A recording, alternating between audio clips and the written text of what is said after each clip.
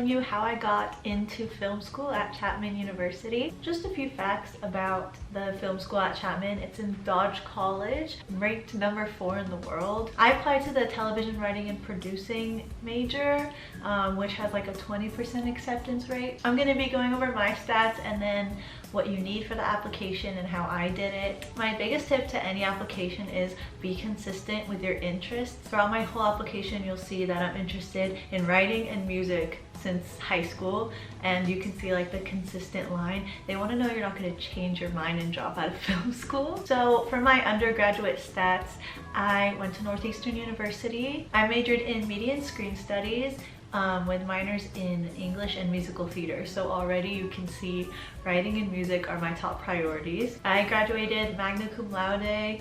I was on the dean's list. I was in an honor society, which is Lambda Pi Eta, which I think is the communications honor society. I was the president of Her Campus, which was an online magazine, so there you see writing comes back into it. I was in Sigma Kappa, so that's where I did a lot of my community service, and I was in the musical theater club, so you got writing and music. So for the application, first you need a statement of intent. This is like one page of why you want to go to the school, why you want to be in the major you're in. And while I can just say like, oh, I've always loved writing and whatever, I think that if you're in any creative field, you should tell it like a fiction story from first person. Instead of just listing all the reasons how writing has affected my life and whatever, I can show you the image in your mind. So I'm gonna read mine for you. For the entirety of my childhood, my creative mind was confined by the shackles of judgment and a lack of opportunity. I've been an expressive person all my life, and it has shown through my writing, performing, and my personality. I can still hear my parents begging me to stop screaming to Avril Lavigne, as I did every day in the confines of my not-so-soundproofed room. I remember hiding notebooks, each one filled to the last line with stories of romance and thrillers, and everyday thoughts that I needed to stop replaying in my head. My family was never the creative type. My father's a doctor, and my brothers excel in logic and reason. My creative mind was suppressed, desperate to break free, and writing was my escape. On paper, I was able to construct a supportive family, gain popularity in school, and become someone worth writing about. So even though I didn't really answer the question, I did answer the question. I gave you background about my family, and I gave you basically the reason why I started writing in the first paragraph. That was the first time I realized I could distract my mind as well as Jennifer Niven and Louisa May Alcott could. I could incorporate my real problems into the life of my characters, and I could see how she handled them. And best of all, I could do this all in secret. My friends never had to know my darkest thoughts or deepest secrets. I could go to my middle school carrying out my everyday routine of classes and sports practice, and then I could go home and perform as the opening act for the biggest band in the world. And it was my world. I chose who was in it and how they treated me. I could stand up to my bullies, be a girl who was desired, and suddenly all eyes were on me, and I liked that. So in that paragraph, they always tell you to incorporate like your inspirations, so that's a great way of incorporating it. I love Jennifer Niven and Louisa May Alcott. They wrote my favorite books, and instead of just saying that, I incorporated it into a story. I also elaborated on what writing does for me and what it did for me in my childhood. My confidence transferred into my real life. My character didn't have glasses, so I got contacts. My character could sing, so I joined the choir. She was inspirational, and I strove to be her. I admired her quick wit and how she could hold an audience captive when telling a story. The first time I told a joke in class, everyone laughed. I was the funny girl. I was popular. My character waited for me to get back home from newfound birthday parties and nights at the movie theater. She waited until I finished practicing my choir solos and accepting MVP awards at sports ceremonies. I think she became jealous of me. So in this paragraph, this is where my bragging starts. This is a great way to say all the things you've done without listing them. As I matured, I realized my confidence didn't come from knowing the future, but from knowing myself. My character was witty because I am witty. My character was desired because my heart is desirable. I didn't need to get rid of my glasses and have a spotlight shining on me. I just needed to feel worthy of everyone's attention. I always thought I became who I am through writing, but reflecting now, I just realized who I am. A passionate writer that no longer uses her characters to plan out her life, but to romanticize it instead. One who doesn't need the guise of world tours and an enemy to love or trope to make her special, but someone special who can tell a compelling story just as interesting as her own. So this paragraph, they always tell you to list your best qualities. So being in a creative major, you gotta be witty, You have to be passionate.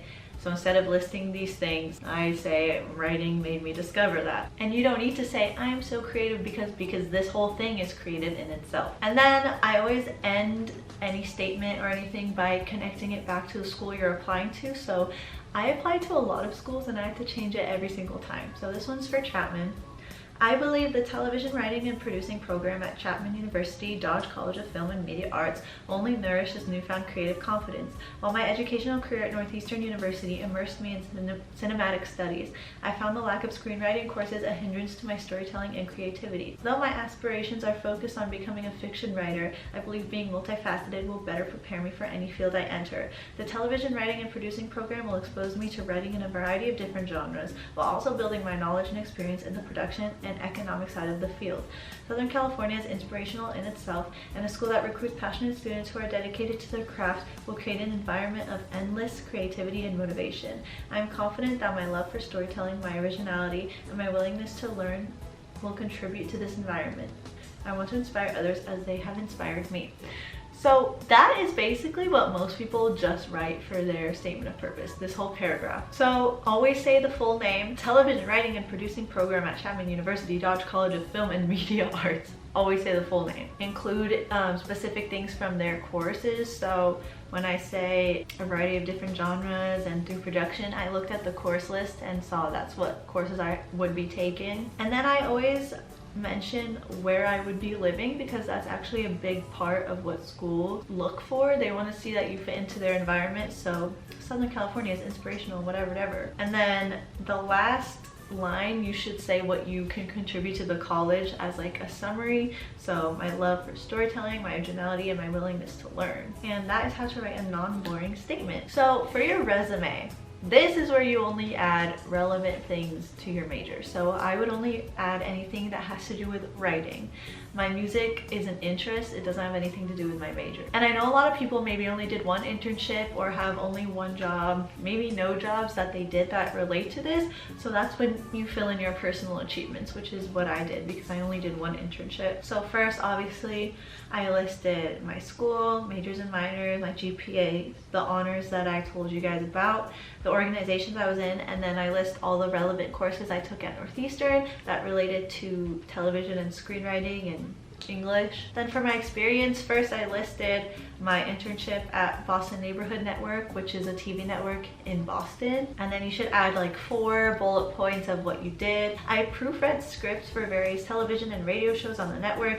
I directed, managed audio, and worked cameras during production. I edited radio shows, recorded one-liners and legal IDs, and produced a true crime radio show, Killer Crimes.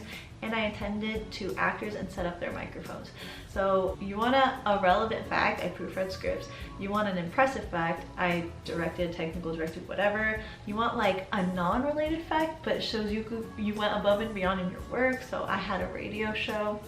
And you want like a normal boring fact that shows you can do like beginner work, which is I attended to actors and set up microphones. You can get any job doing that. Because that was my only relevant writing job, I added a book I wrote and published. So I have a novel called Soulmate. And then, because I didn't have another initiative, I added being the president of the club, Her Campus, because it's a writing club. So while this doesn't really have writing experience, even though I write for the website, it shows leadership experience. Then you need 2 letters of recommendation, and what I did is, obviously my screenwriting teacher was one, and my music teacher was the other one, so it stays consistent. I thought about this really last minute. I literally asked them my senior year. Luckily, those teachers really like me, so they did it, but if I were you, I'd start thinking ahead. Next, Chapman wanted a creative portfolio list, which I didn't know what that was, but it's literally a list of everything you've ever done creatively. I would add everything creative you've ever done, even if it doesn't have to do with writing. Like, I included the songs I've published here too, just to show like your range of creativity. Especially don't leave out anything that's really old. Like, I have a lot of stuff on here from high school, so they know that I've been thinking about what I want to do since high school, including like I wrote a play in high school and I directed it. And even though the date is 2018, it's like, oh my god, she's wanted to be a writer since 2018. Then they asked for a transformational moment, and as much as I hate commodifying my diversity, if you're diverse, you're gonna want to write about how hard it is to be diverse in America, because that's your product. If you're not diverse, think about the worst thing that's ever happened to you and write it honestly, because they want to be like, look, we accepted the student that overcame all her struggles and still went to school. But for me, luckily, I wrote about being Lebanese. Be honest, do not lie about big plot points, but I definitely exaggerated to make my life a little harder. I'm sitting at the cafeteria table surrounded by my friends. We all have our lunches out, proudly displaying the meals our parents had packed us. Daniela pulls out her PB&J sandwich. Kayla gawks at her buttered noodles. Mackenzie's inhaling her chicken nuggets. I excitedly present my favorite dish, kefta with tabbouleh. Ooh, what's that? Kayla asks me with a grimace. It's Lebanese food. My mom made it, I defend. It smells, Mackenzie says. It's good, I promise. Try it, I urge them. They all shake their heads no, covering their noses. The next day I watch my mother pack my lunch with leftovers. No, I stop her. I'll just get the school lunch. That was the first time I really noticed the differences between my friends and me. Suddenly my skin looked darker, my curly hair was too unruly, and my eyes were a deeper shade of brown. My name was impossible to pronounce, my nose was twice its size, and my arm hair was embarrassing.